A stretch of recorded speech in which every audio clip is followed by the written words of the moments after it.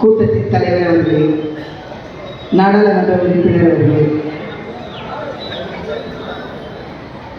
இந்த கூட்டத்தின் கதாநாயகனாக அமர்ந்திருக்கின்ற வேட்பாளரும் சட்டமன்ற உறுப்பினரும் அரசு தம்பி அவர்களே, மேடையில் அமர்ந்திருக்கின்ற கூட்டணி கட்சியின் தலைவர்களே, இந்த அரங்கத்தில் குழுந்திருக்கின்ற பெரியோர்களே, தாய்மார்களே, உங்கள் அத்தனை பேருக்கும் இந்திய கம்யூனிஸ்ட் கட்சியின் புரட்சிகரமான வணக்கங்களையும் வாழ்த்துக்களையும் தெரிவித்துக் கொள்கிறேன்.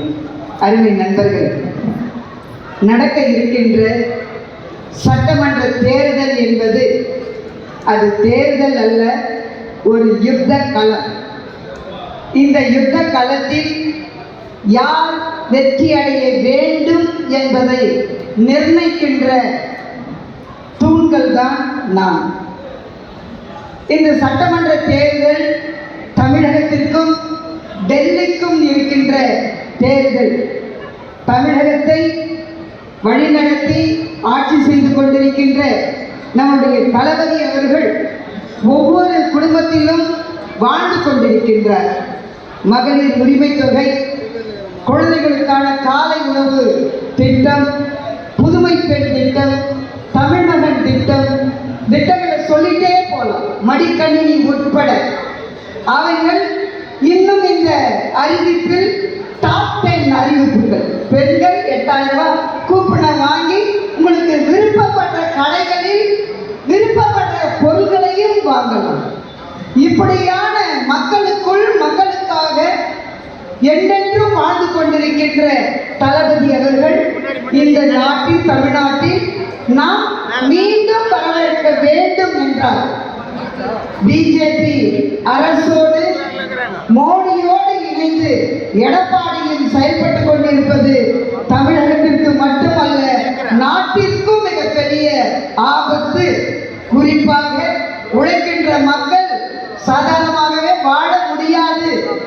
ஒவ்வொரு நாளும் ஒவ்வொரு பிரச்சனைகளை சந்தித்துக் கொண்டே இருக்கின்றோம். நாட்டில் வாழ்ந்து கொண்டிருக்கின்ற ஒவ்வொரு மனிதனின் உரிமைகள் பறிக்கப்படுகிறது. இவையில் இருந்து நாட்டை காப்பாற்றுகின்ற யுத்தம் தான் இந்த யுத்தம். இந்த யுத்தத்தில் இந்திய நாட்டிற்கு அனைத்து மாநிலங்களுக்கும் ஒரு முன் உதாரணமான மாநிலம் எதுனா தமிழ்நாடு தான். அப்ப தமிழ்நாட்டில் நாம் இருக்கின்ற நாம் என்ன செய்ய வேண்டும்? பெண்கள் அணிவகுத்து மகளிர் குழுக்களை சந்தித்து வாக்குகளை சேகரிக்க வேண்டும். மாணவர்களை சந்தித்து மாணவர்களின் வாக்குகளை சேகரிக்க வேண்டும். இளைஞர்களை சந்தித்து இளைஞர்களின் வாக்குகளை சேகரிக்க வேண்டும். ஒரு மாற்றத்தை நோக்கி அடியெடுத்து வைக்கின்ற காலம் இந்த காலம். இந்த யுத்தத்தில் வெல்லுவது உதயசூரியனாக மட்டும்தான் இருக்க வேண்டும். அந்த உதயசூரியன் என்றும் மறையாது. வெற்றியை தவிர தோல்வி இல்லை என்ற உணர்வோடு நாம் அனைவரும் நமக்காக ஆற்காடு தொகுதி முழுமையும் ஒவ்வொரு வீதிகளிலும் ஒவ்வொரு மக்களின் மனதில் இடம் பிடித்திருக்கின்ற என்னுடைய அருமை தம்பி அவருக்காக இருக்கின்ற உதயசூரியன் சின்னத்தில் உங்களுடைய பெருவாரியான வாக்கு வித்தியாசத்தில் வெற்றியடைய செய்ய வேண்டும் என்று இந்திய கம்யூனிஸ்ட் கட்சியின் சார்பில் கேட்டு அமர்கிறேன். நன்றி, வணக்கம்.